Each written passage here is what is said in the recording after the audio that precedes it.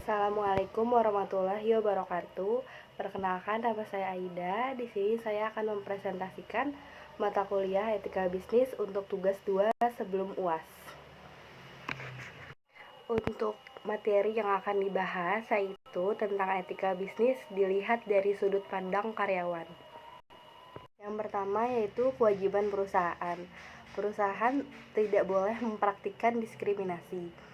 Diskriminasi dalam konteks perusahaan, dalam lingkungan perusahaan biasanya berakar dari alasan-alasan yang kurang relevan dan hanya berdasar pada prasangka semata. Hal ini kadang terjadi dalam proses seleksi karyawan baru, promosi jabatan, perhitungan kenaikan gaji, dan sebagainya. Banyak cara untuk menentukan mengenai batasan-batasan dalam perekrutan karyawan, misalnya tingkat pendidikan, pengalaman, usia, dan lain-lain. Hal tersebut dapat dibenarkan selama syarat relevan dengan posisi atau jabatan yang sedang dibutuhkan oleh perusahaan. Diskriminasi terjadi apabila alasan yang dikemukakan tidak relevan, seperti manajer tidak boleh wanita, karyawan tidak boleh promosi karena menganut agama tertentu, ras kulit hitam tidak boleh dipekerjakan dalam perusahaan. Kewajiban perusahaan yang selanjutnya yaitu perusahaan harus menjamin kesehatan dan keselamatan kerja. Keselamatan dan kesehatan kerja merupakan dua hal yang berkaitan. Keselamatan kerja bisa terwujud bila mana tempat kerja itu aman, dan tempat kerja adalah aman kalau bebas dari resiko terjadinya kecelakaan yang mengakibatkan si pekerja cedera atau bahkan mati. Kesehatan kerja dapat direalisasikan karena tempat kerja dalam kondisi sehat. Tempat kerja bisa dianggap sehat kalau bebas dari resiko terjadinya gangguan kesehatan atau penyakit sebagai akibat kondisi kurang baik dari tempat kerja tersebut. Kecelakaan kerja sering terjadi di lingkungan industri yang berhubungan dengan pertambangan, lingkungan industri kimia, dan berbagai tempat yang berhubungan dengan besarnya resiko terjadi kecelakaan terhadap karyawan yang bersangkutan. Kewajiban perusahaan yang berikutnya yaitu kewajiban memberi gaji yang adil.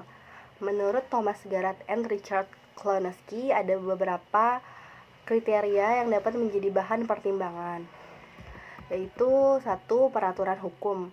Melalui hukum dikenal sebuah aturan yang disebut upah minimum. Negara-negara maju menerapkan sistem pemberian upah minimum dalam membayar para pekerjanya. Yang kedua, upah yang lazim dalam sektor industri tertentu atau daerah tertentu. Sistem ini di Indonesia lebih dikenal dengan upah minimum regional. Tiap daerah mempunyai ketentuan masing-masing dalam menetapkan batasan upah yang menjadi kriteria dalam tiap-tiap industri. Yang ketiga, kemampuan perusahaan. Skala industri besar dan kecil menjadi salah satu patokan bagi perusahaan dalam memberikan upah kepada karyawannya. Yang keempat, sifat khusus pekerja tertentu. Beberapa tugas dalam sebuah pekerjaan memerlukan keahlian khusus atau pendidikan spesialis. Karena kelangkaan dengan keahlian khusus ini, maka perlu diberikan penghargaan yang tinggi. Lalu yang terakhir, perundingan gaji atau upah yang fair. Jika dalam kategori pekerjaan yang tidak menuntut keahlian khusus, maka sebaliknya perusahaan memberlakukan prinsip bayaran yang sama untuk setiap pekerjaan yang sama. Perusahaan tidak boleh memberhentikan karyawan secara sepihak. Menurut Garrett and Klonoski, ada beberapa hal yang dapat dijadikan pertimbangan dalam menangani kasus pemberhentian karyawan. 3 konsep yang diperhatikan yaitu 1. Majikan hanya boleh memberhentikan karena alasan yang tepat. 2. Majikan harus berpegang pada prosedur yang semestinya. Dan yang ketiga, majikan harus membatasi dampak negatif bagi karyawan sampai seminimal mungkin. Selain ada kewajiban perusahaan, juga ada kewajiban karyawan. Yaitu yang pertama, kewajiban ketaatan. Seorang karyawan wajib untuk mematuhi atasan tempat dia bekerja. Ada beberapa hal yang tidak perlu ditaati oleh seorang karyawan terhadap alasannya. Salah satu contohnya yaitu karyawan tidak perlu dan bahkan tidak boleh mematuhi perintah atasannya yang melanggar hukum atau moral. Yang kedua, kewajiban karyawan yaitu kewajiban konfidensialitas atau kewajiban untuk menyimpan informasi yang bersifat konfidensial, biasanya merupakan sebuah rahasia yang diterima sebagai bentuk tanggung jawab dalam profesi. Yang ketiga, kewajiban loyalitas.